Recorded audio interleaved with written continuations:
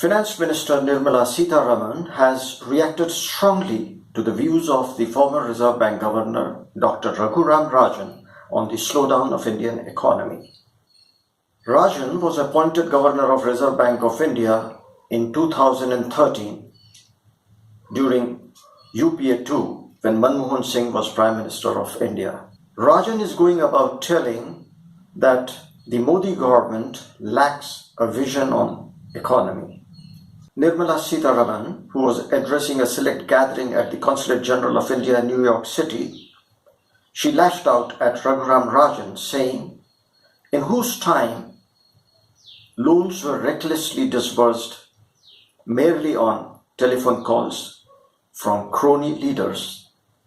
She also took a dig at Dr. Manmohan Singh and asked who was the Prime Minister at the time when such loans were being given on telephone calls by political bigwigs. She even went on to state that this was the worst combination, the combination of Prime Minister Manmohan Singh and Governor Reserve Bank of India, Dr. Raghuram Rajan. After winning the Nobel Prize, Abhijit Banerjee is reported to have said, Indian economy is on shaky ground. In the last 5-6 years, there has been some economic growth, but now even that assurance has gone. In an interview, when Banerjee was asked what would be his advice to the finance minister to check the economic slowdown, he said if he were to give an advice, his advice would be to give more money into the hands of the poor so they can spend it, and this would increase consumption. But this is not the solution to the complex problem of economic slowdown. This is merely looking at things through the keyhole. Running a country requires vision.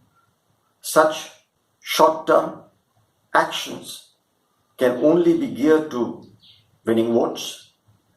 But in the last parliamentary election in India earlier this year, even this theory has been voted out. Then Rahul Gandhi had also upped his campaign for the 2019 parliamentary election by announcing the Nyaya scheme, where he talked of direct money transfer into the accounts of the poor.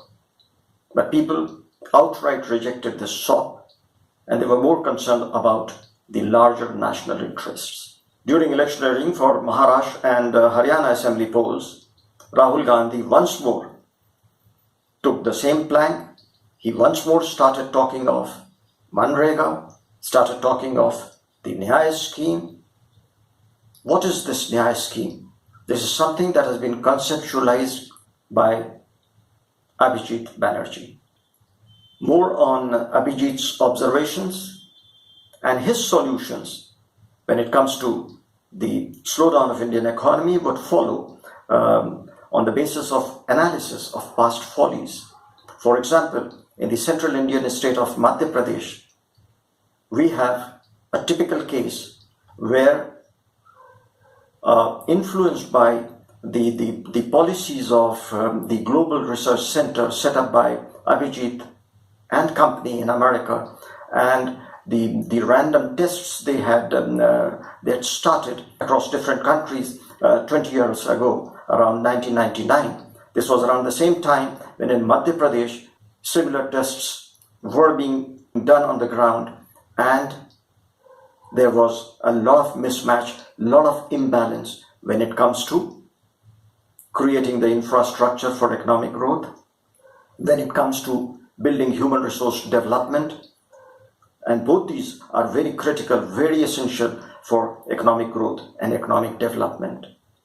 But subsequently, in the 2003 election, the people, they voted out the party in power that was experimenting the policies that were being floated by the Global Research Center of Abhijit. If we go back in time and analyze the election result, we find that when the popularly elected government was thrown out of power because there were no roads, there was no electricity, the schools were devoid of basic facilities, teachers were being trained without being educated properly for the purpose for which they had been recruited. There were single teacher schools, totally unbecoming of the task of teaching students from grade 1 to grade 5.